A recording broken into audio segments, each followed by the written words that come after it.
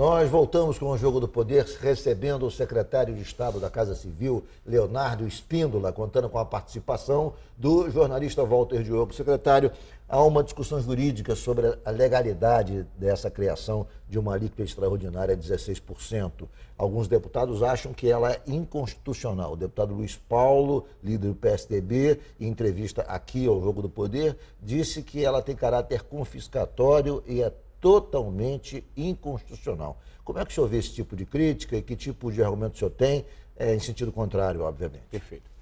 O artigo 40, parágrafo 18 da Constituição Federal, impõe a cobrança da contribuição previdenciária para todos os servidores aposentados que ganham acima do teto do regime geral da Previdência.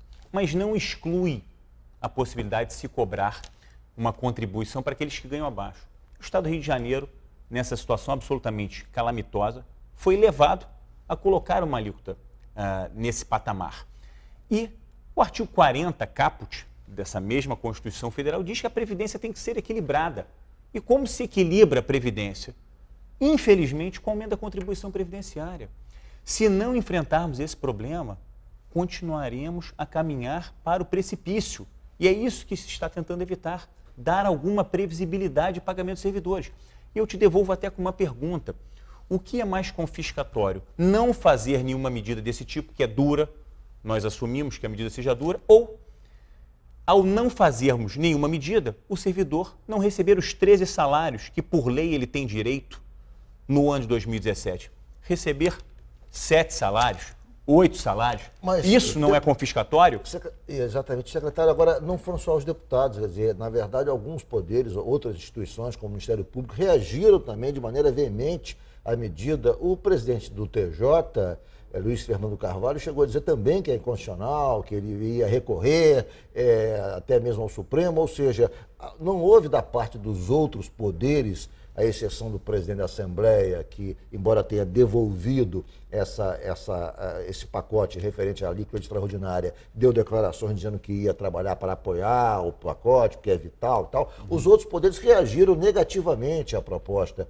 E também em relação à questão da utilização do fundo que existe da Justiça, do fundo do Ministério Público, eles estão se recusando a usar os 40% do fundo para pagamento de pessoal, estão se recusando também a pagar os inativos dos poderes, do Poder Judiciário e também no caso da Assembleia, ou seja, há uma reação na utilização do fundo dessas instituições para pagamento de inativos, ou seja, os poderes me parecem que não estão, nesse momento, solidários ao governo do Rio nesse enfrentamento da crise. Eu estou errado, secretário?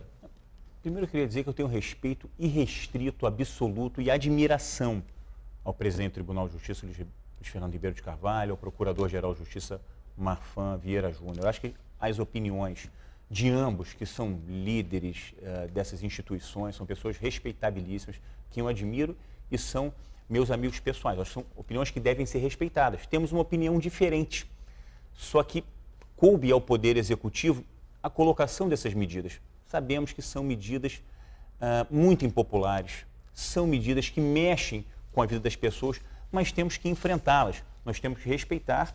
A gente agora teve a não aprovação do projeto pela Assembleia Legislativa, mas temos, por parte do governo, a convicção de que, do ponto de vista legal, constitucional, ela não encontra problemas, muito embora seja um pacote de austeridade que jamais foi apresentado por nenhum Estado da Federação. A minha indagação em relação, digamos, a essa postura do presidente do Tribunal de Justiça se dá diante de matérias como essa, quer dizer, publicada em março pelo jornal O Dia. Mais de 90% dos magistrados do Rio receberam acima do teto constitucional. E aí tem magistrado, 34 deles ganharam mais de 80 mil. Uma matéria publicada no dia 3 de junho de 2015. Ou seja, coisas desse tipo, somadas à declaração, me deixam realmente sem entender com clareza a postura do Poder Judiciário. Os poderes são independentes e harmônicos entre si. A gente precisa respeitar a independência dos poderes. Ricardo, acho que isso é fundamental. E nós temos hoje, justiça seja feita, o Tribunal de Justiça mais célere da Federação. Agora, Walter, secretário, veja bem, eu acho que o Temer ouve bem, recebe o governador, Agora, o Temer tem hoje 450 bilhões em reserva e não usa essas reservas, nem para ajudar os estados. O senhor diz, não, o governo federal ajudou lá na Olimpíada, porque ele não podia deixar a Olimpíada implodir. A verdade é essa. Se não desse aquele socorro... Né? Agora, hoje, o governo do estado está fazendo um sacrifício brutal. Não custava nada a ele tirar um pedaço dessas reservas, porque essas reservas são dos estados, na verdade. E ele não usa as reservas. Na América Latina, é o país que mais tem reservas. O México tem 100 bilhões, a gente tem 450 bilhões de dólares em reserva. A Argentina tem 90. Quer dizer, a gente tem muito dinheiro guardado. E aí está vendo o estado do Rio nessa penúria. Eu acho que a solução do Rio de Janeiro, pode ser que eu esteja enganado, tem de sair pelo governo federal. O governo federal tem como ajudar o Rio a pagar o 13º, que não tem dinheiro, dizer, olha, o 13º a gente garante. Aí já tem condição de negociação. O Rio certamente tem. O problema é que se ajudar o Rio, Walter, vai ter que ajudar quase todos os estados da federação. Você cria uma situação de exceção. Se tirar 20% das reservas, veja bem, vamos ver se 20%. Qual é a posição do secretário? Diga aí. Eu acho que vocês colocaram um ponto que é fundamental. Acho que a solução passa muito por Brasília, Walter e Ricardo. Eu sou testemunho do trabalho e do empenho do governador Luiz Fernando Pezão e do governador Dornelles em manter uma relação muito frutífera com o governo federal. Foi assim no governo Dilma, tem sido assim no governo Temer, com o ministro da Fazenda Henrique Meirelles. São ligações e presenças diárias. Na semana passada mesmo, o governador Luiz Fernando Pezão esteve em Brasília por 3 dias em negociações, em conversas, em algo que possa contribuir para a saída do Rio de Janeiro desse estado, nessa situação em que se encontra. Você acha que pode haver, digamos assim, uma solução que passe realmente por Brasília, ou seja, suponhamos ajuda, que aconteça o seguinte, esse projeto da Assembleia vai ser reduzido, esse projeto aqui vai ser reduzido e a solução virá através de um complemento federal. Isso pode acontecer? Assim, eu não tenho elementos sólidos para dizer que assim, seria maravilhoso.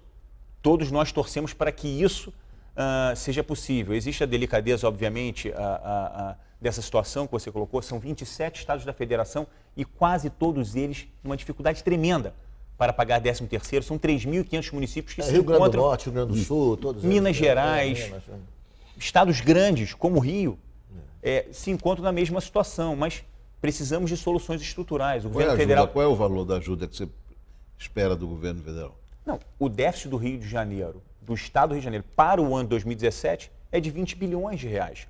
O que foi apresentado pelo secretário de Fazenda, Gustavo Barbosa, no dia da apresentação das medidas de austeridade, foi que se nada for feito, em 2018 teremos um déficit de 52 bilhões de reais. É por isso, ou se faz alguma coisa, ou caminharemos para o juízo final, para o precipício. Ao se fazer essas medidas, que político quer fazer medidas desta magnitude? Elas tentam ser evitadas ao máximo, mas nós chegamos num ponto de irreversibilidade. Mas quanto que você está esperando? 9 bilhões? 10 bilhões do governo federal? Isso ajudaria? Não existe. Não, todo valor ajudaria. Todo valor ajudaria. Não estamos em condição de negar nenhuma ajuda. Toda ajuda é muito bem-vinda. Agora, não existe essa... pelo menos não conheço. Os diálogos com o governo federal vêm sido conduzidos pessoalmente pelo governador Luiz Fernando Pezão e pelo vice-governador Dornelles, mas claro que qualquer ajuda seria muito bem-vinda. Eu vou fazer um rápido intervalo e o Jogo do Poder volta em 1 minuto.